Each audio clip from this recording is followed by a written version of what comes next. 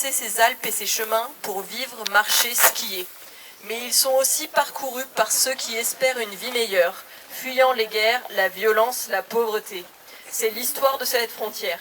Il en a été de même pour les antifascistes, les juifs et les persécutés de l'histoire.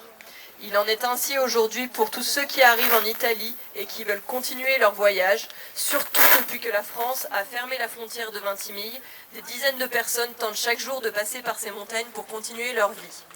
Les routes et les moyens pour se rendre en France en toute sécurité existent. Routes, bus, avions, trains. À Val-Souza, l'État essaye de construire le TAV qui augmenterait les liaisons italo-françaises pour les marchandises et les passagers. Les frontières n'existent pas pour les marchandises et pour ceux qui ont de l'argent et des documents dans leur poche.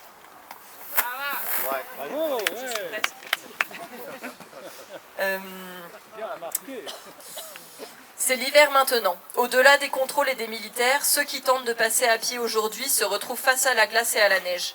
Beaucoup de gens marchent pendant des heures dans la neige profonde sans les vêtements appropriés et risquent de se perdre dans les bois.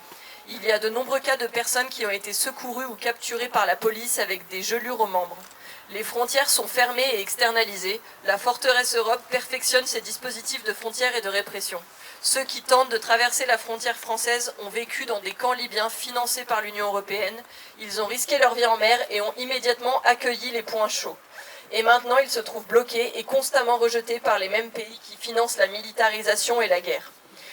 Pour finir, le décret Minniti et les décrets Salvini qui ont suivi ont rendu la vie encore plus difficile à ceux et celles qui ne sont pas nés européens et qui n'ont pas de gros revenus. Il est maintenant presque impossible d'obtenir un document. Et des milliers d'autres sont ceux qui se retrouveront dans les rues et illégaux avec l'abolition du permis humanitaire. Un mécanisme qui rend les gens exclus et toujours plus facilement objet de chantage. Merci.